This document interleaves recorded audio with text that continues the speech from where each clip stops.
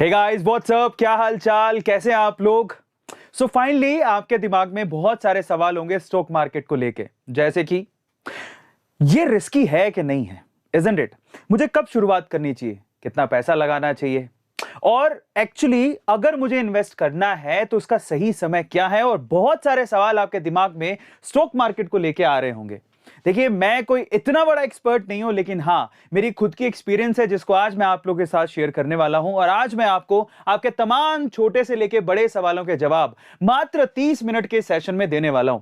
तो चलिए फटाफट से शुरू करते हैं। मेरा नाम है अरविंद अरोड़ा और आप मुझे देख रहे हैं A2 मोटिवेशन पे। और आज आप लोग सीखने वाले हैं स्टॉक मार्केट के बेसिक्स, एकदम सटीक, बिल्कुल फिल्मी अंदाज में 30 मिनट में, मेरे यानी कि A2 के साथ। चलिए शुरू करते हैं आज के सेशन को। लेकिन उससे पहले कमेंट सेक्शन में मैं जान लेना चाहता हूं कितने लोग यहां पर आज लाइव सेशन में स्टॉक मार्केट के बेसिक्स को 30 मिनट में सीख लेना चाहते हैं। Just write down in chat section, yes sir, we want to learn stock market in 30 minutes. Just write down.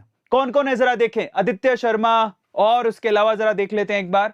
Aditya, और कौन है, सचिन, जिग्नेश, जागेश, यश, कृष्णा, ऑनलाइन गेमिंग, कपिल देव, क्या बात है, कपिल देव भी, विवेक, विश्वास, लकी, क्या बात है, बहुत सारे लोग हैं, बहुत सारे लोग हैं। चलिए, तो आज मैं आपको 30 मिनट में आपके स्टॉक मार्केट से रिलेटेड छोटे से लेके बड़े सवालों के जवाब दूंगा। और आप लोगों के सवाल अगर आप कमेंट सेक्शन में भी पूछेंगे तो इस सेशन में जितना मैं आप लोगों के लिए लेके आया हूं, पहले उन सवालों के जवाब देने के बाद आप लोगों के क्वेश्चन लूंगा। तो चलिए आज के सेशन को शुरू करते हैं, बुल रन स्टार्ट करते हैं। अच्छा, बाय द वे, आप लोगों से एक सवाल है, उसके बाद हम लोग आगे बढ़ेंगे। आप में से कितने ऐसे लोग हैं जो कि एक्चुअली अपना इन्वेस्टमेंट का जर्नी या स्टॉक मार्केट का जर्नी शुरू कर चुके हैं? यस और नो में आपको आंसर देना है, फटाफट से आप बताइए।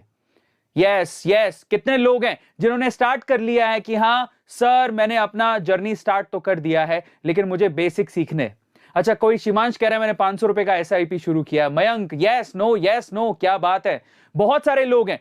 तो चलिए, आपके दिमाग में जितने सवाल है ना, जो नॉर्मल बिगिनर के दिमाग में आते हैं, वो सारे सवाल मैंने आज के अपने इस प्रेजेंटेशन में, आज की मेरी PPT में, जो कि एकदम धांसू स्टाइल में, रिस्क है तो इश्क है, उस धांसू स्टाइल में होने वाला है ना।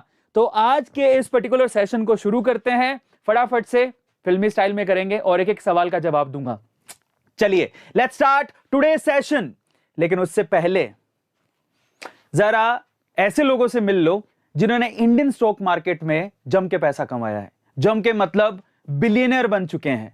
आपके सामने 2 फोटोज हैं, बाय द वे उनके ऊपर नाम लिखा हुआ है, लेकिन आप में से कितने ऐसे लोग हैं जो कि इनको जानते हैं? जस्ट कमेंट सेक्शन में यस और नो में आंसर करो।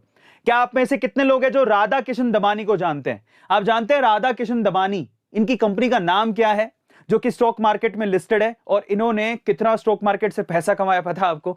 ये बिलियनर है। इनकी स्टॉक मार्केट की कंपनी का नाम सबसे पहले कमेंट सेक्शन में कौन लिखता है, देखते हैं। सबसे पहले आप राधा किशन दमानी, उनकी कौन सी कंपनी है? बहुत बढ़िया, पार्थ ने लिखा है डीमार्ट, यस।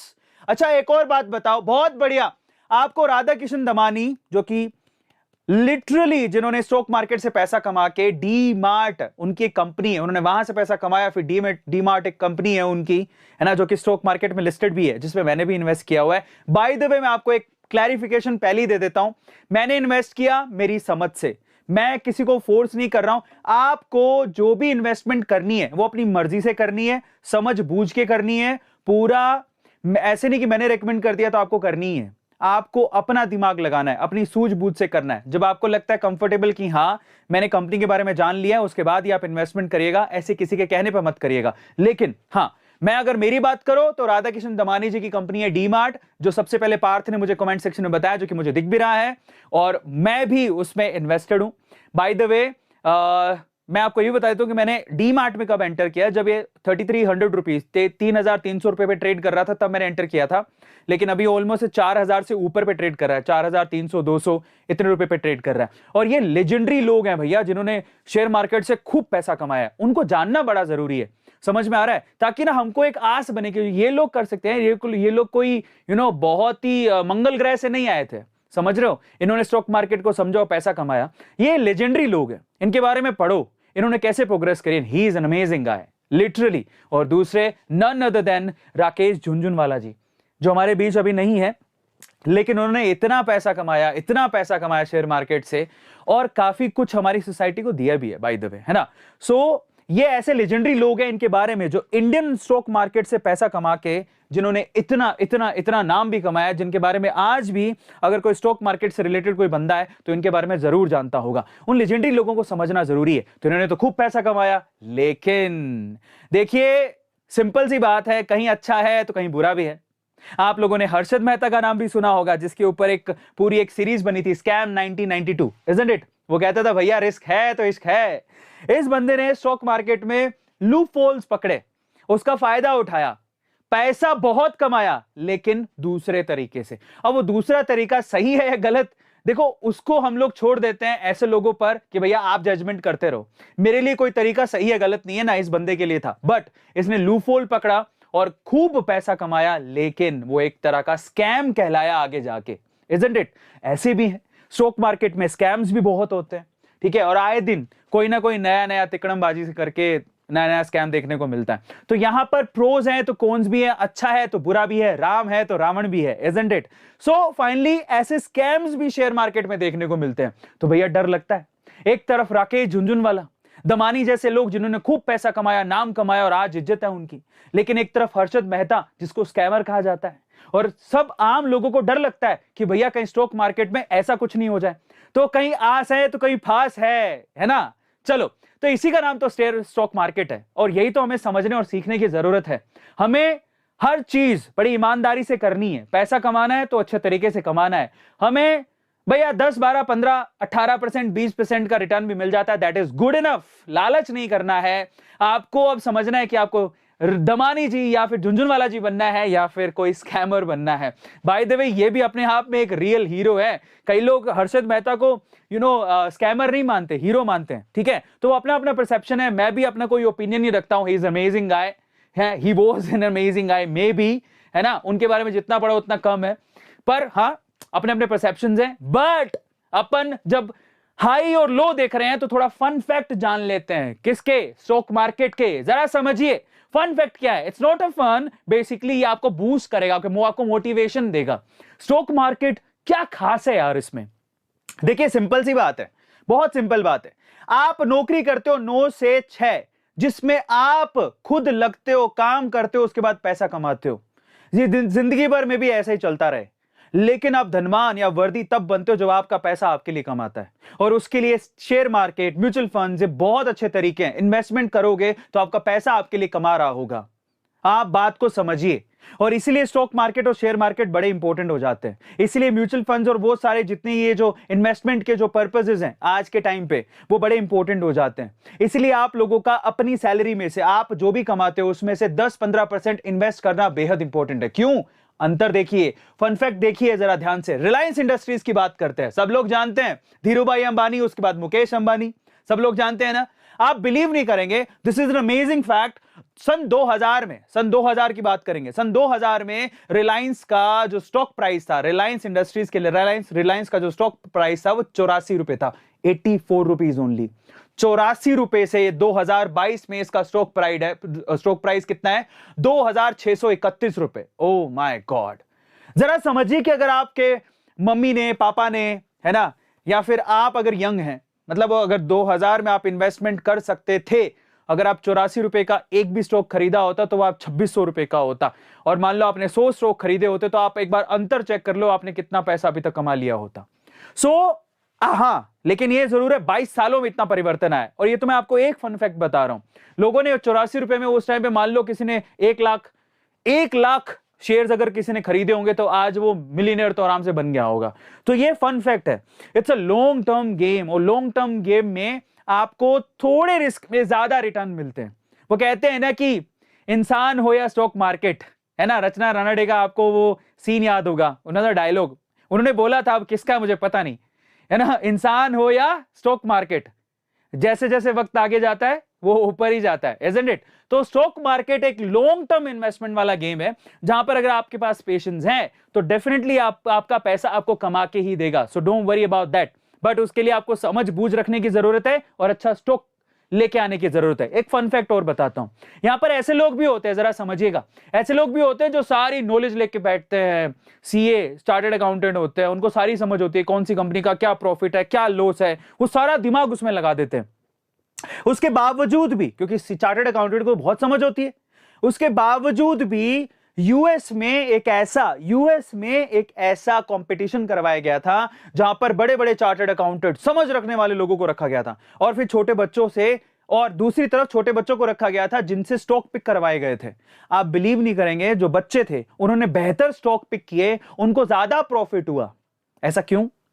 ये कहते हैं ना, जो ज्यादा पढ़े लिखे जाते हैं फिर उनका दिमाग भी उसी हिसाब से चलता है, वो बस उतने में रह जाते हैं। लेकिन बच्चों ने क्या पिक किया? बच्चों ने नॉर्मल अच्छे से स्टॉक पिक किए, चॉकलेट वाले, खिलौनों वाले, और ये इतनी बेहतरीन कंपनियां थी जिन्होंने आगे जाके अच्छे रिटर्न दिए। तो कभी कभार क्या होता है ना, ज्यादा घुसना भी अच्छा नहीं होता, इतना मत घुसो। इसलिए तो वॉरेन बफेट क्या कहता है, कई लोग कहते हैं ना कि स्टॉक मार्केट की नॉलेज कैसे ले, पता नहीं हमें समझ में आएगा कि नहीं आएगा। तो वॉरेन बफेट सिंपल सी बात बोलते हैं, वो कहते हैं भैया ये लॉन्ग टर्म इन्वेस्टमेंट गेम है। अगर आप में इतनी हिम्मत है कि आप स्टॉक मार्केट में अपना 10 रुपया या 100 रुपया, एक तो आपको विश्वास होना चाहिए कंपनी पे, और दूसरा अगर आप वो अपना 10 रुपया या 100 रुपया आप अगले 5 साल या 10 साल तक उस कंपनी के अंदर रखने की हिम्मत रखते हो, तो डेफिनेटली आप पैसा कमा जाओगे। ये कोई रॉकेट साइंस नहीं है। तो आपको कंपनी पे विश्वास होना चाहिए। जैसे मेरी बात करूं, अगर मैं मेरी बात करूं तो मेरे पापा का अकाउंट है एसबीआई के अंदर, वो आज से 20 साल पहले भी था, आज भी है, शायद हमेशा रहेगा। एसबीआई मैं रिकमेंड नहीं कर रहा हूं, ये आपकी चॉइस है, आप पढ़ लिख के इन्वेस्ट करिएगा। लेकिन एसबीआई गवर्नमेंटल बैंक है, इजंट इट? वो गवर्नमेंट ऑथराइज्ड बैंक है, गवर्नमेंट का प्राइम बैंक है, इजंट इट? तो आज ही मैंने उसमें इन्वेस्ट करके रखा हुआ, क्योंकि मुझे पता है आज से 20 साल पहले भी पापा का अकाउंट तब था, आज भी वो बैंक वैसा ही, उसकी सर्विसेज वैसी ही हैं, और आगे आने वाले समय में भी होगी, क्योंकि गवर्नमेंट अपना बैंक तो बंद नहीं करेगी। तो एसबीआई में इन्वेस्ट कर सकते हैं। तो चूज वाइजली। अगर आप अच्छे से चूज करते हो और लॉन्ग टर्म इन्वेस्टमेंट रखते हो तो आपको बेनिफिट होना ही है। लेकिन फिर से कह रहा हूं, मैं जितने स्टॉक्स का नाम लूंगा वो मेरी चॉइस है, आप अपनी समझबूझ से उसमें इन्वेस्ट करिएगा। सेबी भी यही कहती है ना? तो चलिए, तो फन फैक्ट क्या है, कभी कभार कम नॉलेज या बच्चे भी अच्छे स्टॉक पिक कर लेते हैं, और बड़े बड़े समझदार लोग भी अच्छे से स्टॉक पिक नहीं कर पाते, क्योंकि वो अपना कुछ ज्यादा ही दिमाग लगाते हैं। सो अपने को क्या करना है स्टॉक मार्केट में? ऐसा नहीं कि हमने को फन्ने खां बनना है, इजंट इट? हमें ऐसा कोई जरूरत नहीं है।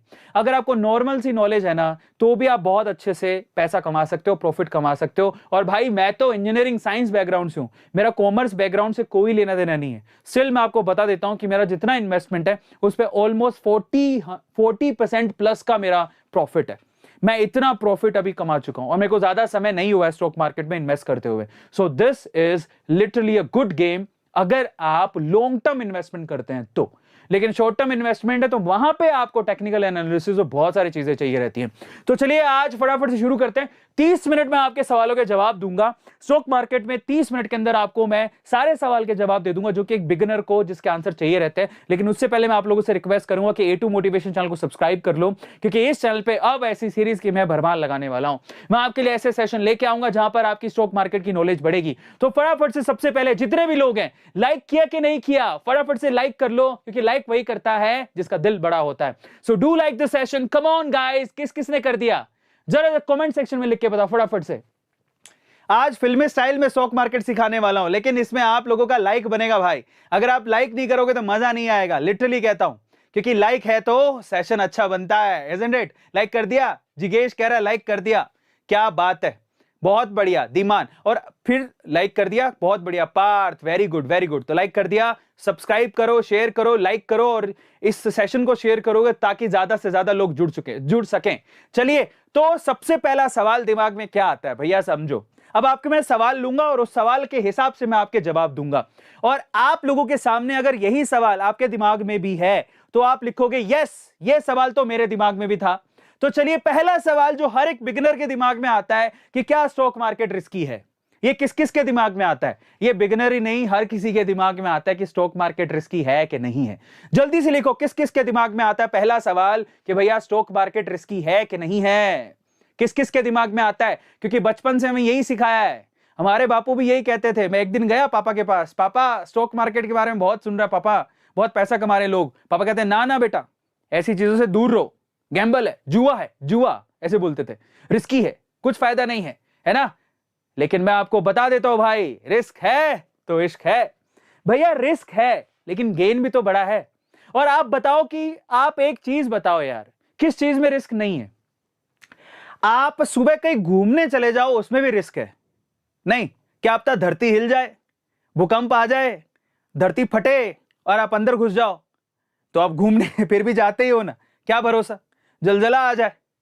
तो हर चीज में रिस्क है यार, किसमें रिस्क नहीं है? आपके करियर को जो आपने चूज किया उसमें रिस्क है, वो कौन सा पूरी तरह से सिक्योर है? तो आप अगर सिक्योरिटी ढूंढ रहे हो ना, तो सिक्योरिटी किसी भी चीज में नहीं है भाई, समझ लो इस चीज को। क्षण भंगुर है हर चीज, डिपेंड करता है आपके ऊपर, लेकिन रिस्क है। और एक और बात, खास बात क्या होती है, जितना बड़ा रिस्क प्रॉफिट भी उतना ही बड़ा होता है। लेकिन मैं आपको यह नहीं कहूंगा कि आप पूरा बड़े से बड़ा रिस्क उठा लो। आपने सैलरी कमाई 10,000, आपने 10 के 10,000 स्टॉक मार्केट में लगा दिए, नहीं। आप बड़ा रिस्क के चक्कर में मत पड़ो। ये बड़ा रिस्क का खेल उसको खेलना चाहिए जिसके पास अथाह पैसा है। खैर, उसके लिए वो फिर रिस्क छोटा ही हो जाता है। लेकिन मैं आपसे कहूंगा कैलकुलेटेड रिस्क लो, ना ज्यादा बड़ा ना ज्यादा छोटा, लेकिन रिस्क लोगे तो कमाओगे तभी। बात समझ में आ रही है? रिस्की है ये गेम, और हर जगह रिस्क होता है। स्टॉक मार्केट की बात नहीं है, हर जगह रिस्क होता है। आपके हर करियर में कहीं भी चले जाओ रिस्क है, लेकिन रिस्क है तो इश्क है। तो भैया रिस्क है, लेकिन मैं आपसे फिर से कहूंगा कि लिटरली अगर आप ये चाहते हो कि आपका पैसा रात में जब आप सो रहे हो तो आपके लिए कमाए, तो ये एक जरिया है, पर इसके लिए समझबूझ चाहिए। ये रिस्क तब नहीं होता जब आप समझबूझ से पैसा लगाते हो। आप किसी के रिकमेंडेशन पे ऐसा पैसा मत डाल दो।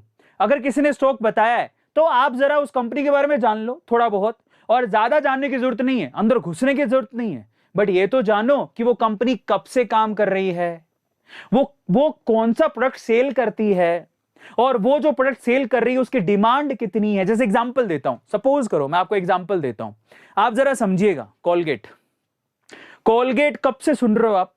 पहला जो टूथपेस्ट था वो कोलगेट ही था, वो आज भी है और पता नहीं हमेशा ही रहेगा। टूथपेस्ट का मतलब ही कोलगेट है, समझ में आ गया? और वो रोजमर्रा की चीज है, रोजमर्रा की चीज है, और उसकी रिक्वायरमेंट हमेशा ही रहेगी। बात समझ में आ रही है? सिंपल है। और बहुत सारी ऐसी कंपनी, यार ऐसी कोई कंपनी मैं क्या बताऊं आपको, एचडीएफसी के एग्जांपल ले लो। एचडीएफसी बैंक एक ऐसी कंपनी है, एक ऐसा प्राइवेट लिमिटेड बैंक है, अगर आप लोन के हिसाब से, और वो भी कौन से घरेलू लोन के, जो होम लोन्स होते हैं, उसमें उससे बड़ा कोई सानी नहीं है। होम लोन्स में सबसे बड़ी कंपनी है एचडीएफसी। और एग्जांपल ले लो, जैसे कि बजाज फाइनेंस हो गया, जो छोटे माइक्रो लेवल पे आपको फाइनेंसेस होते हैं, जैसे किसी को टेम्पू खरीदना है, आपको छोटे छोटे इलेक्ट्रॉनिक गैजेट्स खरीदने हैं, आप जरा जाइए एक बार किसी भी स्टोर के ऊपर, वहां पर जाके अगर आप देखोगे, मान लो आपको लैपटॉप चाहिए, लैपटॉप 60-70 हजार या 1 लाख रुपए का आता है, आपको कहीं और से लोन नहीं मिलेगा, लेकिन बगल में बजाज फाइनेंस वाले बैठे होंगे, हमसे ले लो। उनका माइक्रो लेवल का जो लोन देने का तरीका है वो बड़ा इंटरेस्टिंग है यार, और वो इतना गजब का मॉडल है जिसकी वजह से बजाज फाइनेंस एक प्रॉफिटेबल कंपनी है। Try to understand. और ये चीज, उनका जो बिजनेस मॉडल है वो इतना धांसू है। तो ऐसी चीज है जो माइक्रो लेवल पे यार, कौन आप एचडीएफसी के पास आप लैपटॉप के लिए लोन लेने के लिए नहीं जा सकते। एचडीएफसी बैंक छोटा लोन नहीं देता है, वो होम लोन, बड़े लोन देता है, बिजनेस लोन देता है। लेकिन बजाज फाइनेंस छोटे लोन देता है। तो छोटे लोन में बजाज फाइनेंस का कोई हाथ नहीं पकड़ सकता, और बड़े लोन में, जैसे होम लोन हो गया, पर्सनल लोन हो गया, बड़े लोन में एचडीएफसी का कोई हाथ नहीं पकड़ सकता। तो ऐसे जो अपने बिजनेस के अंदर मोनोपोली क्रिएट किए हुए हैं, ऐसे बिजनेसेस कभी खत्म ही नहीं हो सकते। उनमें आप पैसा इन्वेस्ट करो, सूझबूझ से करोगे तो अच्छा मिलेगा, आउटपुट भी अच्छा आएगा। लेकिन फिर से कह रहा हूं, मैंने अगर किसी भी शेयर का नाम लिया, इसका मतलब ये कतई नहीं है कि मैं आपको वो रेकमेंड कर रहा हूं। नहीं, आप जब भी किसी स्टॉक का नाम सुनिए तो प्लीज मेरी रिक्वेस्ट है, आप खुद के रिसर्च करिए, वो बहुत ज्यादा जरूरी है। लेकिन मैं सिर्फ इतना कहूंगा कि रॉकेट साइंस नहीं है, कोई नॉर्मल मेरे जैसा साइंस वाला बंदा समझ सकता है, तो आप तो समझ सकते हो। मैं तो कौन सी जनरेशन से आता हूं, लेकिन आप तो यंग जनरेशन हो, 18-20 साल के जो बच्चे। तो सिंपल सा तरीका है, रिस्क है तो इश्क है, रिस्क है तो गेन भी बड़ा है, लेकिन अपनी समझबूझ लगाना मत भूलिएगा। दूसरा सवाल आपके दिमाग में, बहुत सारे बच्चों के दिमाग में आता होगा कि how much money can I make, मैं उसमें कितना पैसा बना सकता हूं, इजंट इट? ये किस किस के सवाल दिमाग में आता है? जल्दी से कमेंट सेक्शन में लिख के बताओ कि पहला जो दूसरा सवाल है कि मैं स्टॉक मार्केट से कितना पैसा बना सकता हूं। Just write down in chat section. ये दिमाग किस किस के दिमाग में सवाल आता है? कितना मनी है तो हनी है, कितना पैसा कमा सकता हूं स्टॉक मार्केट से, ये किस किस के दिमाग में आता है? Just write down chat section. हाँ, जिथावा, मिस्टर अंकुल और JW, नॉर्थ, आदित्य, टेंटेक्स, प्रसाद, प्रणात, अखिलेश, क्या बात है? तो इसका जवाब दे दे तो भैया कितना पैसा कमाओगे। ऐसा है मेरे प्यारे दोस्तों, जरा इस पे भी डायलॉग पढ़ लेते हैं। शेयर मार्केट इतना गहरा कुआं है कि वो पूरे देश के पैसों की प्यास बुझा सकता है। हर्षद मेहता बात बोलता था, कहता था स्टॉक मार्केट इतना गहरा कुआं है जो पूरे देश के पैसों की प्यास बुझा सकता है। देखो कहीं हद तक ये जो जवाब है ना वो सही भी है। कहीं हद तक ये जो जवाब है, बेसिकली जो ये लाइंस लिखी हैं कि इतना पैसा है कि एक गरीब आदमी भी जिसके पास 100-200 रुपया इन्वेस्ट करने के लिए है, वो 1000 रुपए कमाता है और 100-200 की हिम्मत रखता है इन्वेस्ट, वो भी पैसा कमा सकता है स्टॉक मार्केट से। और यार किसी की भी इच्छा पूरी कर सकता है, इतना अथाह पैसा है। लेकिन समझबूझ से पैसा इन्वेस्ट करना बहुत ज्यादा जरूरी है। आप बहुत लकी हो तो अलग बात है, अदरवाइज समझबूझ से पैसा इन्वेस्ट करोगे तो आप चाहे कितने भी नॉर्मल परिवार से आते हो, 5 साल लगातार अगर आपने अच्छे स्टॉक में पैसा लगातार छोटा करके डालते गए तो आप खूब पैसा कमा लोगे। लेकिन याद रखना, सिर्फ पैसा कमाया ही नहीं जाता है। ऐसे बहुत से स्टॉक है, जैसे मैंने आपको रिलायंस का स्टॉक के बारे में बताया, उसने कितना अच्छा रिटर्न दिया, बहुत लोगों को 84 रुपए से आज 2600 रुपए पे ट्रेड कर रहा है। और बहुत सारे हैं, एमआरएफ ले लो, आईसीआईसी बैंक ले लो, एसबीआई बैंक ले लो, एचडीएफसी बैंक ले लो, और बहुत सारे मिल जाएंगे आपको। ये तो रॉकेट की तरह ऊपर गए, लेकिन बहुत सारे स्टॉक है जो ऑन द मूव भी गिरे, जैसे कि टेलीकॉम, रिलायंस का टेलीकॉम, अनिल अंबानी की कंपनी, कहां वो 300-400 रुपए भी ट्रेड हुआ था, है ना, और वो धड़ से आज अब मुश्किल से कोई 25 पैसे का भी वो स्टॉक नहीं है। समझ रहे हो? तो हो कुछ भी सकता है। अगेन मैं कह रहा हूं, मैं किसी को कुछ रेकमेंड नहीं कर रहा हूं, अपनी सूझबूझ से करिएगा जो भी करना है। लेकिन शेयर मार्केट है रिस्की, यहां पर कुछ भी हो सकता है। लेकिन इसी के लिए तो कहते हैं कि आप फंडामेंटल चेक करो, कौन चला रहा है कंपनी, उसके प्रमोटर कौन है, उसके फाउंडर कौन है, उनका विजन क्या है कंपनी को लेके, प्रोडक्ट में कितना दम है, क्या वो प्रोडक्ट ऐसा है कि जो लॉन्ग लास्टिंग है, मतलब लंबे समय तक चलेगा, जिसमें लोगों की डिमांड रहेगी। आप ऐसे प्रोडक्ट में पैसा लगाते हो, ठीक है, जिसको ब्लू चिप स्टॉक भी कहते हैं, तो भैया डेफिनेटली आप पैसा कमा जाओगे यार। और एक ऐसा गहरा कुआं है जिससे हर कोई खूब पैसा कमा सकता है। तो पैसा कमा सकते हो भाई, लेकिन रिस्क भी है, उसमें पैसा डूब भी सकता है ना। लेकिन सूझबूझ से लगाओगे, लॉन्ग टर्म बेसिस पे लगाओगे तो पैसा कमा जाओगे। अगला सवाल, नेक्स्ट क्वेश्चन है, how much money to invest in stock market. मैंने अगर पैसा डालना है तो मैं कितना पैसा लगाऊं, कितने पैसे से शुरुआत करूं, है ना। यही सवाल किस किस को आता होगा दिमाग में।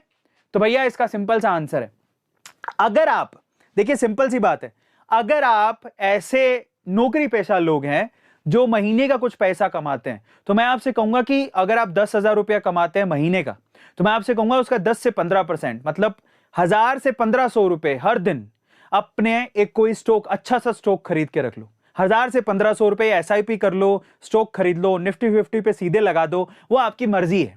लेकिन आप 1000 से 10,000 रुपए कमाते हो, 1000 से 1500 रुपए का रिस्क आपको उठाना चाहिए। इतना पैसा आपको mutual fund, stock market invest करना जरूर चाहिए, क्योंकि ये आपकी किस्मत बदल के रख सकता है। इससे ज्यादा रिस्क मत उठाओ, ये कैलकुलेटेड रिस्क है, इतना तो आपको करना चाहिए। हर महीने इतना सेविंग करो और डाल दो, हर महीने इतना सेविंग करो और डाल दो, आंख बंद करके अच्छा स्टॉक, ब्लू चिप वाला स्टॉक। ब्लू चिप स्टॉक मतलब ऐसे स्टॉक जो ना काफी लोगों को बहुत भरोसा है उनके ऊपर।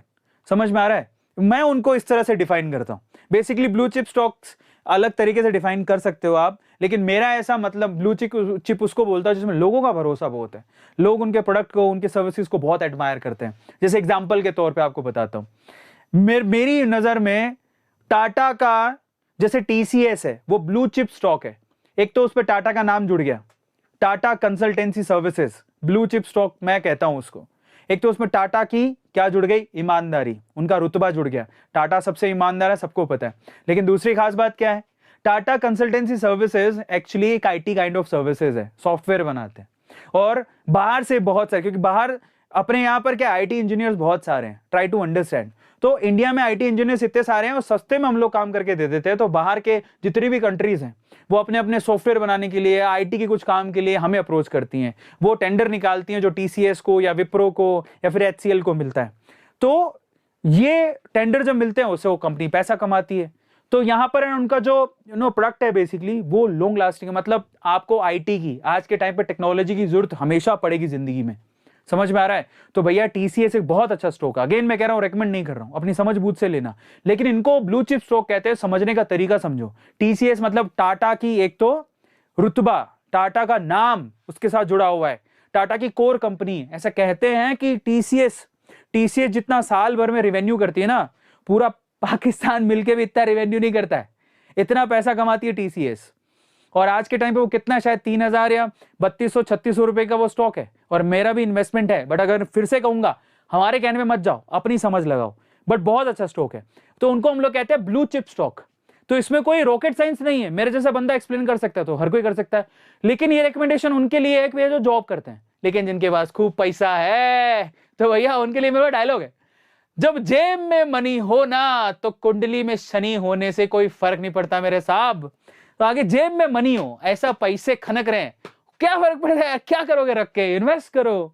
पैसे जेब में मनी होने का मतलब है, मान लो उसका तरीका बताओ, ऐसे नहीं आप सुपर रिच हो, लेकिन आप महीने में 2 लाख 3 लाख रुपया कमा रहे हो और आपको पता है आपका खर्चा 50,000 60,000 रुपए है, क्या करोगे उन पैसों को रख के? एफडी में क्यों डाल रहे हो? बेटर है कि हाँ ठीक है, थोड़ा बहुत एफडी में रखो, लेकिन उसके अलावा आपको तब तो अच्छे से रिस्क उठाना चाहिए, जेब में मनी है तो तब आप ना, जरूरी नहीं है कि आप ब्लू चिप स्टॉक पे ही लगाओ, आपको ये ऐसा पेनी स्टॉक भी खरीद सकते हो जिसकी कीमत बहुत कम होती है, रिस्क फैक्टर ज्यादा होता है, लेकिन जब वो रिटर्न देगा तो मल्टी रिटर्न्स भी आ सकते हैं, तो आप वहां पे रिस्क उठा सकते हो, इजंट इट? तो कोई बड़ी बात नहीं है, जरूरी नहीं है कि आप निफ्टी 50 में या सेंसेक्स वाले 30 जो अपने बीएसई के 30 स्टॉक्स हैं उन्हीं में डालो, नहीं, उसके अलावा भी स्टॉक्स बहुत सारे हैं जो कि बहुत ज्यादा अच्छा आउटकम दे रहे हैं, बहुत अच्छा परफॉर्म कर रहे हैं, उनमें भी पैसा डाल सकते हो, that's not a big deal. पर आपके पास पैसा होना चाहिए उतना रिस्क उठाने के लिए, तो इसलिए तो लिखा है यहां पर, क्या लिखा है, जब जेब में पैसा हो, जब जेब में मनी हो, तो कुंडली में चाहे शनि हो फिर भी कोई फर्क नहीं पड़ता है, इजंट इट? तो आप तब रिस्क उठा सकते हो, पैसा डूब भी जाएगा तो क्या ही फर्क पड़ेगा, ठीक है? तो वहां रिस्क फैक्टर आप ले सकते हो, लेकिन जिनकी लिमिटेड रिसोर्सेज हैं उनको रिस्क नहीं लेना चाहिए, उनको लिमिटेड अच्छे स्टॉक पिक करने चाहिए, चाहे पैसे इकट्ठा करके करना पड़े, ठीक है? चलिए अगला सवाल, हाउ शुड आई स्टार्ट, मुझे स्टार्ट कैसे करना चाहिए? यह सवाल किस किस के दिमाग में आता है? अब समझ में आ गया, पैसा कमा सकते हैं, खूब पैसा कमा सकते हैं, पैसा बहुत आ सकता है, ऐसा पैसा कि जो हम रात में सो रहे होंगे तो पैसा कमा के देगा, बट द थिंग इज मुझे स्टार्ट कैसे करना है? तो ये किस किस के दिमाग में आ रहा है? Just write down chat section, कौन कौन है जिसके दिमाग में आता है कि सर ये तो बता दो, अब इतना सब कुछ सपने दिखा दिए हो, रात रात भर इसी के सपने आ रहे हैं, है ना, पैसे कमाएंगे, स्टार्ट कैसे करेंगे? जस्ट राइट डाउन, देखो कौन कौन लिख रहा है, जिग्नेश लिख रहा है, हर्षित लिख रहा है, अक्षरा लिख रही है, और यश, वैष्णवी, अरोरा जी भी लिख रहे हैं, आहा तो चलिए, हाउ शुड आई स्टार्ट, मुझे स्टार्ट कैसे करना है? तो भैया देखो, सिंपल सी बात है, कैसे स्टार्ट करना है? पता है मुझे अफसोस होता है, मेरे जिंदगी का सबसे बड़ा अफसोस यही है, काश मुझे स्कूल टाइम या कॉलेज टाइम में पता होता कि स्टॉक मार्केट नाम की भी कोई चीज है, पता तो था, लेकिन उसमें इतना रिस्क नहीं है जितना बताया जाता है। तो अगर मुझे तब पता होता तो शायद मैं आज मिलियनर बिलियनर होता, समझ रहे हो? लेकिन देर आए सवेर आए, क्या फर्क पड़ता है, आज अच्छा खासा प्रॉफिट है अपना। बट कैसे स्टार्ट करना है, पहले मुझे बड़ा डर लगता है तो कभी जाना ही नहीं, लेकिन अब मेरा जानता हूं। तो उसके लिए सबसे पहले आपको क्या चाहिए? सबसे पहले 2 डॉक्यूमेंट चाहिए आपको, एक तो चाहिए आपका आधार कार्ड, एक चाहिए आपका पैन कार्ड। तो आधार कार्ड और पैन कार्ड किस किस के पास है? Just write down chat section, किस किस के पास आधार कार्ड और पैन कार्ड है? Just write down chat section, है ना?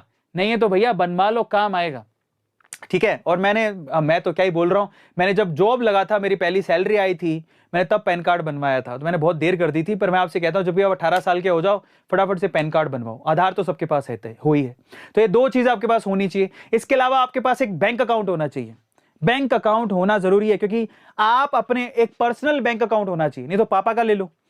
तो बैंक अकाउंट पर्सनल होगा तो ज्यादा अच्छा है। जब आपके पास आधार और पैन है, 18 साल के हो चुके हो, तो अपना बैंक अकाउंट खुलवा लो ना। फिर चाहे आपके पास मान लो को पापा आपको देते हैं, भैया ये लो भैया तुम्हारे जेब खर्ची 2000 रुपए, उसको अपने बैंक में डालो, क्योंकि वो जो बैंक आपका होगा उसी से आपका डीमेट अकाउंट जुड़ा होगा, और बैंक से ही आप डीमेट अकाउंट में पैसा ट्रांसफर करके आप स्टॉक खरीदोगे। तो मैंने एक नया टर्म बोल दिया, आधार सबके पास है, पेन सबके पास है, बैंक अकाउंट आपने नहीं खुलवाया तो खुलवा लो, लेकिन जब ये 3 काम आप करते हो तो आपको चौथा काम करना है, क्या? Demat account. आपका डीमेट अकाउंट ट्रेडिंग करने के लिए या इन्वेस्टमेंट करने के लिए आपको एक नॉर्मल चीज चाहिए जिसका नाम है डीमेट अकाउंट। ये डीमेट अकाउंट एक तरह का बैंक अकाउंट के जैसा ही होता है, जहां पर आपके पैसे ट्रांसफर, आपके रियल बैंक अकाउंट से डीमेट अकाउंट में पैसा ट्रांसफर किया जाता है और वहां से आप शेयर खरीदते हो। तो डीमेट अकाउंट से सारे ट्रांजैक्शंस होते हैं, ठीक है? शेयर खरीदने का, बेचने का, सब ट्रांजैक्शन। मतलब डीमेट अकाउंट में पैसा आएगा, वहीं से शेयर खरीदोगे, वहां से शेयर बेचोगे, डीमेट अकाउंट में पैसा पड़ा होगा और वही आपके बैंक अकाउंट में जाएगा। तो डीमेट अकाउंट एक तरह का कहेंगे हम लोग मीडियोकर है, जो आपको शेयर मार्केट में शेयर खरीदने और बेचने का हक देता है। तो वो डीमेट अकाउंट कहां कहां से खुलते हैं? अब अगला सवाल हमारा यही है तो आपको समझ में आ गया क्या चाहिए, आपको 4 चीजें चाहिए। अब अगला सवाल क्या है, हाउ टू ओपन ट्रेडिंग और डीमेट अकाउंट। स्टॉक मार्केट के लिए डीमेट अकाउंट और ट्रेडिंग अकाउंट कैसे खुलवाएं। तो देखिए पुराने जमाने में क्या होता था, हमारे बाप दादाओं के जमाने में डीमेट अकाउंट पहले शेयर ऐसे कागजों से खरीदे जाते थे और स्टॉक मार्केट में जाके खरीदना पड़ता था, या ब्रोकर होते थे ट्रेडिशनल। आजकल सारा काम खत्म हो गया, आजकल ऑनलाइन ब्रोकर आ गए हैं, ये आपको डीमेट अकाउंट खोल के देते हैं। मैंने यहाँ टॉप 10 ब्रोकर्स की लिस्ट लगा दी यहाँ पे, ठीक है। लेकिन अगर आप मुझसे पूछोगे कि मैं आपको क्या रिकमेंड करता हूं, तो सिंपल सा है, इसके में एक नाम नहीं लिखा हुआ है, अपस्टॉक। तो आप अपस्टॉक को शामिल कर सकते हो, आजकल अपस्टॉक का भी बहुत नाम है, लेकिन यहां पर है ना कुछ नाम बड़े कॉमन है, जैसे कि जीरोधा हो गया, मेरा अकाउंट जीरोधा में है, एंजल्स में है, अपस्टॉक में है। आप मल्टी अकाउंट्स भी ओपन कर सकते हो, that's not a big deal, ठीक है। लेकिन फिर से कह रहा हूं, रेकमेंड नहीं कर रहा, आपको जिसकी सर्विसेज अच्छी लगती है वो सर्विसेज आप ले सकते हो।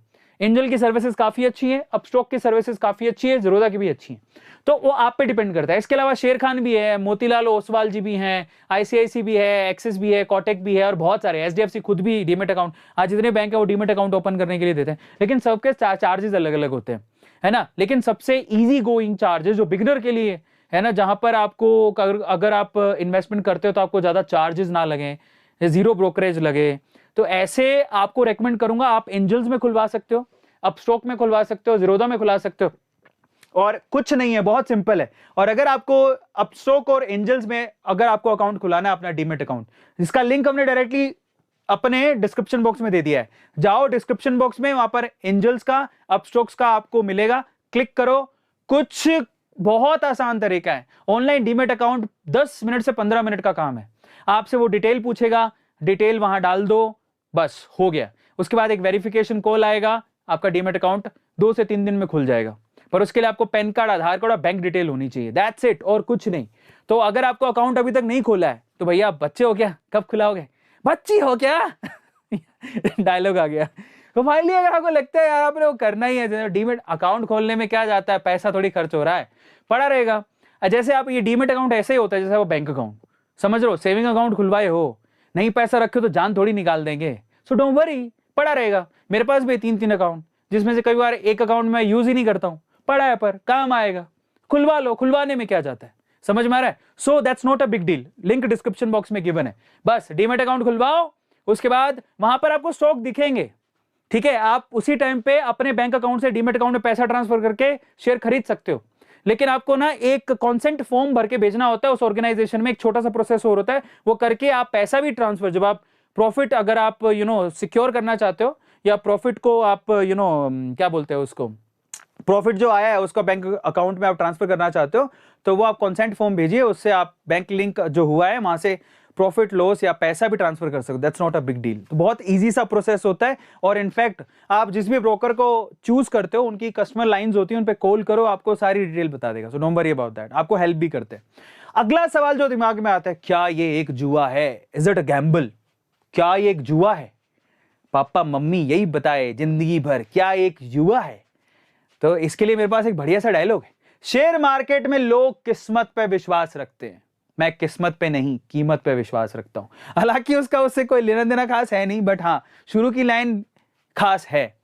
देखो यहां पर क्या लिखते हैं, हर्षद मेहता कहता है कि शेयर मार्केट में लोग किस्मत पे विश्वास रखते हैं, ये पुरानी बात हो गई, लेकिन आज बहुत सारे ऐसे लोग हैं कि यार जिनका लक अच्छा होता है शेयर मार्केट में वही पैसा कमा सकता है, अदरवाइज तो वो जुआ है। और किस्मत का जो खेल है वो गैम्बल ही हुआ एक तरह से, किस्मत के भरोसे अगर कोई गेम खेल रहे हो वो एक तरह से जुआ ही तो हुआ, लेकिन ऐसा है नहीं, एक्चुअली ये कोई गैम्बल नहीं, कोई जुआ नहीं है, ये लोगों ने ना ऐसा उसका एक भ्रांति बना दी स्टॉक मार्केट से रिलेटेड। ये वाकई में ये तो इंडिया में माना जाता है, क्योंकि यहां पर क्या है ना, लोग आपको एक स्तर के ऊपर सोचने देते ही नहीं है, लेकिन ये गैम्बल नहीं है, कोई जुआ नहीं है, लिटरली मैथमेटिक्स है, ये लिटरली एक एनालिसिस वाला गेम है। और जिस दिन आपको ये समझ में आ गया, और मैं आपको एक और बात बता देता हूं, आप यूएस में जाओगे, वहां के ऑलमोस्ट बहुत यूथ डीमेट से इन्वेस्टमेंट और ट्रेडिंग करता है, उनको पता है कि ये एक तरह का बिजनेस है, ये कोई गैम्बल या जुआ नहीं है, ट्राई टू अंडरस्टैंड, तो ये कोई जुआ नहीं है, ये लिटरली एक एनालिसिस है, समझ में आ रहा है। तो ये आपके लिए गेम बन सकता है, इन्वेस्टमेंट से आप अच्छा खासा पैसा कमा सकते हो, but the thing is yes, ठीक है, आपको क्या करना है, बेसिकली आपको लिटरली फोकस करना पड़ेगा, ये बहुत जरूरी है। तो ये कोई गैम्बल नहीं है, कोई जुआ नहीं है, जो आपके बाप दादाओं ने आपको बताया होगा, ये लिटरली एक समझबूझ का खेल है जिसमें आप खुद स्टॉक को पिक करते हो और आप कर क्या रहे हो जरा सोचते हैं। अगर मान लो आपको कोई दोस्त आता है, मुझे कंपनी शुरू करनी है, तेरे पास पैसा तो चल मेरा पार्टनर बन जा, तो उसको आप पैसा देते ना, यही तो करते आप, पैसा देते और उससे कोई पार्टनरशिप खरीद लेते 5-10% की, तो प्रॉफिट होता तो आप भी तो लेके जाते ना अपने घर पे। ये ऐसा ही है। मान लो आपने रिलायंस का एक शेयर खरीदा, एसी चला प्लीज।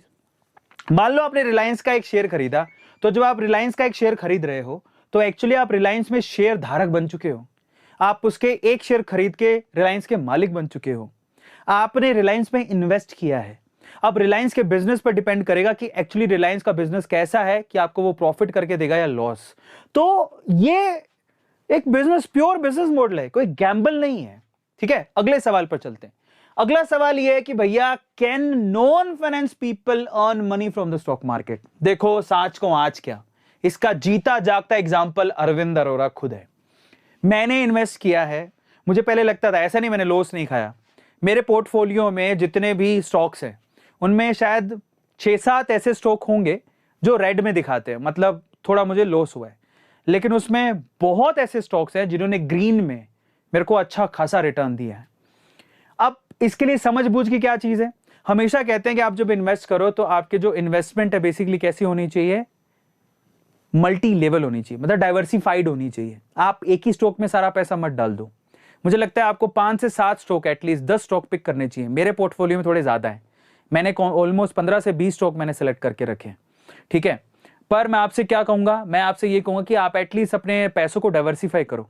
अगर आपके पास इन्वेस्ट करने को 2000 रुपए हैं तो आप एक ही कंपनी में मत डाल दो। आप उसमें कोशिश करो कि आप 3 या 4 या 5 स्टॉक आप सेलेक्ट करो, अच्छे स्टॉक, और उनमें चाहे एक ही स्टॉक आता हो, एक ही खरीद लो, कोई प्रॉब्लम नहीं है। समझ में आ रहा है? ये सूझबूझ होनी भी बहुत ज्यादा जरूरी है। तो अब बस इतनी सी चीजें हैं। नॉन फाइनेंस बैकग्राउंड वाला भी बिल्कुल पैसा कमा सकता है, that's not a big deal. उसके लिए मेरे पास डायलॉग क्या है भैया, सिंपल सी बात है, आप चाहे फाइनेंस बैकग्राउंड के हो चाहे नॉन फाइनेंस बैकग्राउंड के हो, एक चीज तो समझते हो, सबकी बुक्स में एक कॉमन सिलेबस होता है। सिलेबस में एक सब्जेक्ट होता है कॉमन, कौन सा? प्रॉफिट, पैसा। अब ये तो समझते हो ना आप? तो हर्षद मेहता यही तो कहता है, ओल्ड स्कूल हो चाहे न्यू स्कूल, सबके सिलेबस में एक चीज कॉमन होती है और वो होता है प्रॉफिट। अगर आपको प्रॉफिट समझ में आता है तो आप स्टॉक मार्केट में क्या कर सकते हो, इन्वेस्ट कर सकते हो। अब प्रॉफिट का मतलब क्या है, आप किसी भी कंपनी का प्रॉफिट मार्जिन चेक कर सकते हो ना, जाके देखो, जाके चेक कर, इतना तो आपको समझ में आता होगा कि कोई कंपनी लिटरली लगातार प्रॉफिट कमा रही है, कंपनी अच्छी है, सस्टेनेबल बिजनेस है, तभी तो प्रॉफिट कमा रही है लगातार।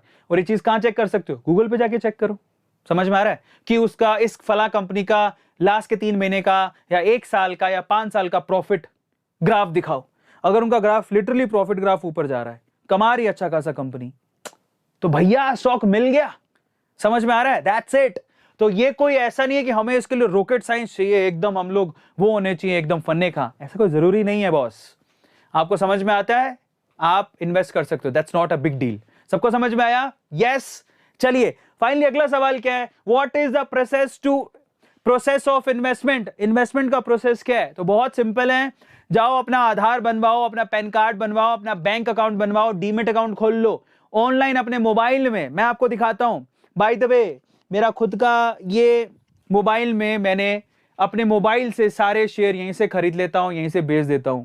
अपने मोबाइल में डीमेट अकाउंट खोला हुआ है, मेरे सारा पोर्टफोलियो उसके अंदर है। मैं ऐसे लिटरली एकदम दिखा तो नहीं सकता हूं क्या है, बट इसी मोबाइल से आप सब कुछ कर सकते हो, सब कुछ, एनीथिंग, आप कुछ भी कर सकते हो।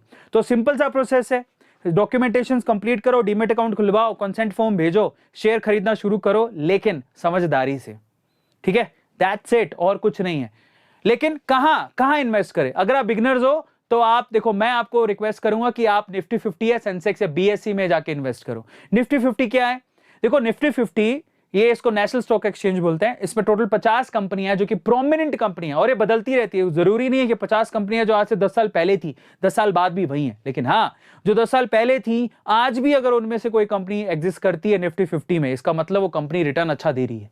लगातार निफ्टी 50 के चार्ट में बने रहना, नेशनल स्टॉक एक्सचेंज इस निफ्टी 50 के चार्ट में बने रहना, दैट्स अ बिग डील। तो वो कंपनी अच्छी है, उसमें आप धड़ल्ले से इन्वेस्ट कर सकते हो। लेकिन निफ्टी 50 का चार्ट बदलते रहता है, कंपनियां अंदर बाहर होते रहती है, दैट डिपेंड्स उनकी परफॉर्मेंस क्या है, वो कैसा परफॉर्म कर रही है, क्या वो कस्टमर्स को मन चाहा रिटर्न दे रही है, क्या उनकी लिटरली परफॉर्मेंस अच्छी है, उस पर डिपेंड करता है। कौन सी है निफ्टी 50 कंपनियां, ये निफ्टी 50 कंपनियों के चार्ट लगे हुए हैं, ठीक है। इनमें से हो सकता है कोई एक आध कंपनी कोई बाहर हो गई हो, लेकिन बहुत सारी कंपनीज हैं जिसमें आप काफी कंपनीज को जानते होंगे। अडानी का नाम खूब चल रहा है, तो अडानी की यहाँ 3 कंपनियां, अडानी एंटरप्राइजेज है, अडानी रिन्यूएबल है, अडानी ट्रांसमिशन है। बाय द वे मैंने कभी अडानी में नहीं किया है इन्वेस्ट, क्योंकि ये कंपनी अभी शामिल हुई है, ज्यादा टाइम नहीं हुआ, लेकिन फिर भी कहूंगा आपकी चॉइस है। इसके अलावा और क्या कंपनी है, अंबुजा सीमेंट, बर्जर हो गया, बंधन बैंक हो गया, बजाज हो गया, डीमार्ट है, और ऑरोबिंदो, अपोलो, बॉश की मोनोपोली है, ये कैडिला हो गया, और न जाने कितनी कंपनियां यहाँ पे, आईसीआईसीआई लुम्बार्ड, प्रूडेंशियल, इसके अलावा और क्या है, इन्फो एज, ठीक है, और एचडीएफसी, बायोकॉन, ये निफ्टी 50। इसमें से हो सकता है कुछ कंपनी अंदर, एसबीआई कार्ड्स, ठीक है, और कौन सी है, यूनाइटेड स्पिरिट्स, येस बैंक। अभी ये मतलब ये पुराना चार्ट है इसका, मतलब येस बैंक लिखा तो पुराना चार्ट है, पता नहीं होगी कि नहीं होगी। बट हाँ, अगर आपको फ्रेश लिस्ट चाहिए तो आप जाओ ना निफ्टी की साइट पे जाओ, वहां पर आपको 50 प्रोमिनेंट कंपनीज मिल जाएंगी, उनमें से आपकी प्यारी प्यारी कंपनी चुन सकते हो, क्योंकि निफ्टी 50 में वही जगह बनाता है जो प्रोमिनेंट अच्छी कंपनी है, जो अच्छा रिटर्न दे रही है, जिनका परफॉर्मेंस अच्छा है, ठीक है। इसके अलावा आप बीएससी की बात करोगे तो बीएससी, निफ्टी बाद में खुला था, बीएससी जो बॉम्बे स्टॉक एक्सचेंज है वो बहुत पुराना, सबसे पहला स्टॉक एक्सचेंज है, ठीक है। उसमें टोटल 30 टॉप कंपनीज हैं, जो वैसे कंपनियां बहुत सारी लिस्टेड हैं, लेकिन जो सेंसेक्स है बीएससी 30, उसमें भी आप इन्वेस्ट कर सकते हो। और वो कंपनियां कौन सी हैं, इन्हीं में से बहुत सारी कंपनियां उनमें कॉमन होती हैं। तो ऐसी कंपनियों को चूज आप कर सकते हो जिसको निफ्टी 50 या बीएससी 30 में जगह मिली है, वो अच्छी कंपनियां होंगी, लेकिन फिर भी आपकी रिसर्च होनी बहुत ज्यादा जरूरी है। कई लोग क्या करते हैं, रिसर्च नहीं करते हो, कहते हैं निफ्टी 50 में पैसा लगा दो, पैसा भी कर सकते हो, ठीक है, क्योंकि निफ्टी 50 का मतलब आपने उन 50 शेयर पे पैसा लगा दिया जो लिटरली निफ्टी ने सेलेक्ट करके निफ्टी 50 के उस पोर्टफोलियो के अंदर ही है। चलिए, तो ये हो गया सेंसेक्स और निफ्टी 50। अब अगले सवाल पर आते हैं, क्या मैं स्टॉक मार्केट में अपना करियर बना सकता हूं? बिल्कुल बना सकते हो। मैंने ऐसे बहुत से लोग देखे हैं जो सुबह से लेकर शाम तक यही काम करते हैं, उनका स्टॉक मार्केट का ही काम है। लेकिन कैसा? आप लॉन्ग टर्म इन्वेस्ट कर सकते हो, दूसरों के पोर्टफोलियोज को मैनेज कर सकते हो, पहले खुद का मैनेज करो, प्रॉफिट बनाओ, फिर लोगों को पता लगेगा तो आप दूसरों का भी मैनेज कर सकते हो, इसको आप बिजनेस बना सकते हो। लेकिन कई लोग ट्रेडिंग भी करते हैं। तो यहां पर 2 तरीके हैं, एक इन्वेस्टमेंट और दूसरा ट्रेडिंग। क्या फर्क है दोनों में? देखिए, इन्वेस्टमेंट जो होती है वो लॉन्ग टर्म बेसिस पे होती है, वहां पर रिस्क फैक्टर इतना नहीं होता, ठीक है। So investment is for long term, वहां पे रिस्क नहीं है इतना, ठीक है। आप मतलब 5 साल 10 साल इंतजार कर सकते हो, दैट इज गोल्डन इन्वेस्टमेंट। जहां पे जो जितने भी अपस्टॉक्स है, एंजल्स हैं, तो ये लोग क्या करते हैं, वहां पर 0 ब्रोकरेज लेते हैं अगर आप इन्वेस्ट करते हो लंबे समय के लिए।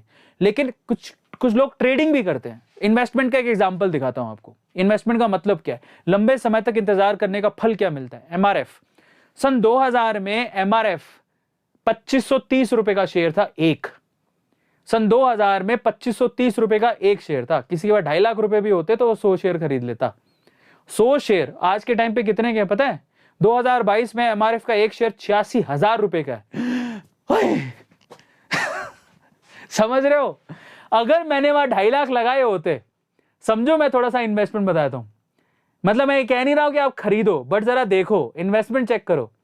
मतलब किसी ने 2.5 लाख रुपए लगा के 100 शेयर खरीदे होते तो वो 2.5 लाख रुपए आज कितने हो जाके, ऑलमोस्ट 35% का रिटर्न है। 30 से मतलब 30 से 35 गुना रिटर्न है। वो 2.5 लाख रुपए कितने हो जाते, 25 से 75, ऑलमोस्ट कितने, 7 करोड़ रुपए हो जाते। मतलब कैलकुलेशन कर लेना, आप समझ गए हो ना। तो फाइनली 30 गुना पैसा कमा के दिया है इसने पिछले 22 सालों के अंदर। तो ये लॉन्ग टर्म इन्वेस्टमेंट इसको बोलते हैं। इंतजार करना पड़ता है बट आउटपुट अच्छा खासा आपका और आपके बच्चों का भविष्य बन जाता है। समझ में आ रहा है? कैलकुलेशन आप कर ही लोगे। तो इसको बोलते हैं इन्वेस्टमेंट, लंबे समय के लिए होता है, ठीक है। अच्छा स्टॉक पिक करोगे लंबे समय के लिए तो ऊपर ही जाना है। और दूसरा होता है ट्रेडिंग। इंट्राडे ट्रेडिंग मैं कभी रेकमेंड नहीं करता, ये उन्हीं को करनी चाहिए जिनको बहुत टेक्निकली वो सॉलिड है, साउंडेड है।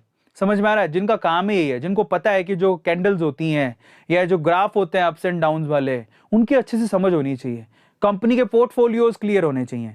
वो इंट्राडे, वहां पर रिस्क बहुत है, ठीक है, क्योंकि वहां पर क्या है ना, कम पैसों में ज्यादा माल खरीद सकते हो, लेकिन लॉस भी फिर उतना ही होता है। तो समस्या है वहां।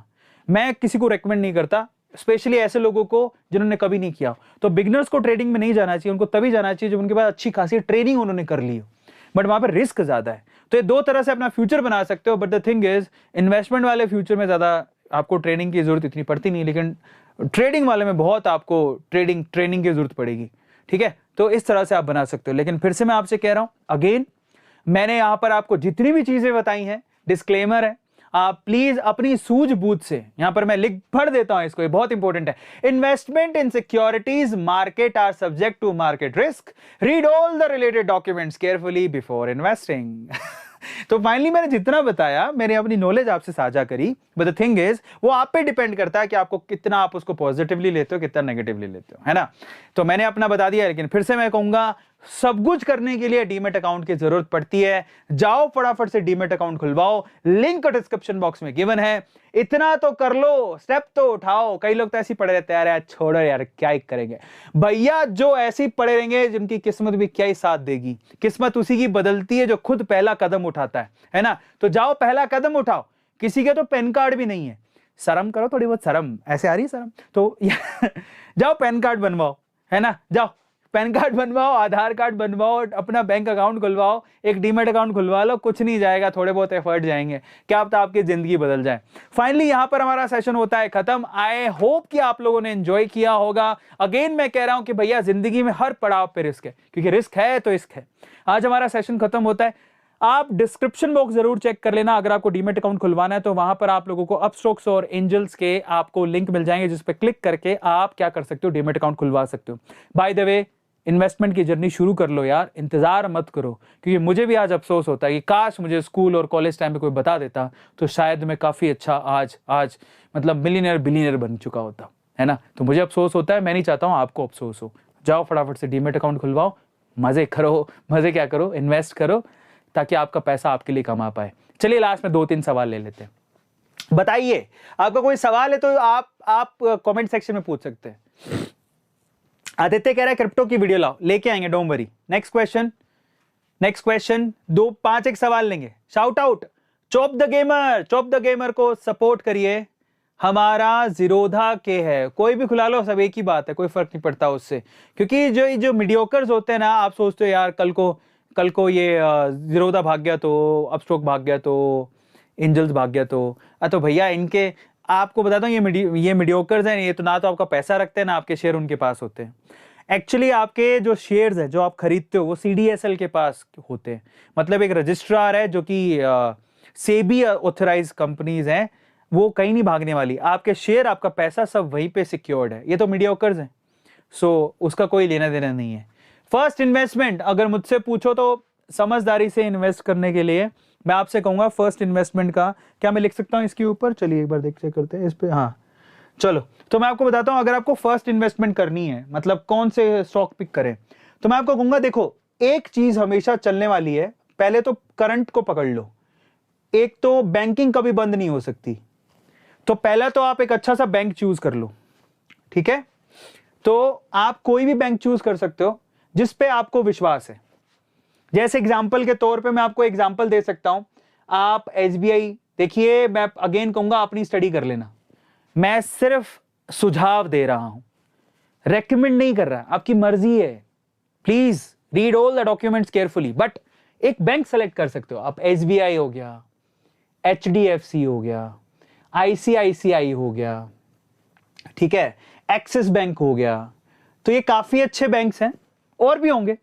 इन्हीं में से कोई एक बैंक चूज कर लो जो आपको अच्छा लगता है। तो पहले तो बैंक में चले जाओ, क्योंकि लोगों को क्या है, आज खुद ही देखो ना आप, आज गवर्नमेंट भी क्या कर रही है, कैश ट्रांजैक्शंस कितने कम हो गए।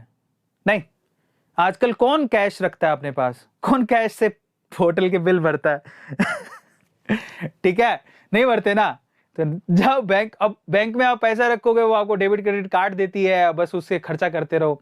बैंकिंग बहुत चलने वाली है, क्योंकि नोट भी छापते तो पेपर बर्बाद होता है, ट्राई टू अंडरस्टैंड, ठीक है। तो बैंकिंग चलने वाली है, तो पहला तो आप कोई बैंक सेलेक्ट कर लो। फिर अगर मुझसे पूछोगे इसके अलावा क्या कर सकते हैं, बैंकिंग के अलावा, अगर आप बैंक के अलावा पूछो तो आपको पेंडेमिक वाला दौर याद होगा, है ना। तो आप ऐसा, क्योंकि लोग बीमार होते रहते हैं, उनको दवाइयां चाहिए, हॉस्पिटल चाहिए, तो आप कोई मेडिकल सेक्टर में से पकड़ लो, ठीक है। एक कोई मेडिकल सेक्टर में से पकड़ लो, तो एक बैंक पकड़ा, एक मेडिकल सेक्टर। फिर इसके अलावा और वो बहुत सारे हैं, अपोलो हो गया, सन फार्मा हो गया, अरबिंदो हो गया, सिप्ला हो गया, बहुत सारे हैं, आप जो आपको अच्छा लगे। ठीक है, फिर उसके बाद फिर अगर आपको बैंक और मेडिकल सेक्टर के बाद अगर पूछना तो एफएमसीजी पकड़ लो। एफएमसीजी का क्या मतलब है यार, पेंडेमिक थी फिर भी लोगों ने खूब जम के खाया, घर पे सामान मंगवाया, तो खाना तो छोड़ नहीं सकते ना, ऐसी कंपनियां तो हमेशा चलेंगी, कल भी चलती आ रही थी, आज भी चलेंगी। तो रोजमर्रा का सामान तो चाहिए, नमक दाल चावल फला ढिमका सब चाहिए, वो बंद नहीं हो सकता। तो एफएमसीजी पकड़ लो। समझ में आ रहा है? एफएमसीजी और उससे रिलेटेड आप पकड़ सकते हो। एफएमसीजी मतलब एग्जाम्पल के तौर पे बता सकता हूँ, जैसे कि वो हो गया, अब डीमार्ट है जो एफएम मतलब इन सब चीजों का धंधा करता है, दमानी जी की, वो भी ले सकते हो। जैसे कि यूनिवर्स, ये क्या बोलते हैं, यूनिलीवर, या फिर आप मारिको जिसका वो बिस्किट आता है, या फिर आप टाटा की एक और है टाटा कंज्यूमर, ये सारे क्या एफएमसीजीज हैं। आप स्टार बाजार देखे हो, स्टार बाजार, बिग बाजार तो नहीं कहूंगा, स्टार बाजार टाटा का ही है। इसके अलावा डी मार्ट या और ये यूनिलीवर तो प्योर एफएमसीजी हो गया, और वो तो उनके प्रोडक्ट सेल करते हैं, लेकिन प्योर एफएमसीजी यूनिलीवर। तो ये सब देख सकते हो, मारिको हो गया या टीसी टाटा कंज्यूमर्स हो गए, ये सब चीजें आप कर सकते हो, वो बंद नहीं होने वाली। ठीक है, तो आप हम हो गए एक बैंक पर, एक मेडिकल पे, एक एफएमसीजी पर। इसके अलावा आप फ्यूचर में चले जाओ।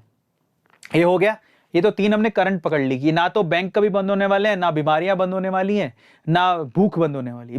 बी ना बैंक ना बीमारी ना भूख, आहा। तो ना बैंक बंद होने वाले, ना बीमारी बंद होने वाली, ना भूख।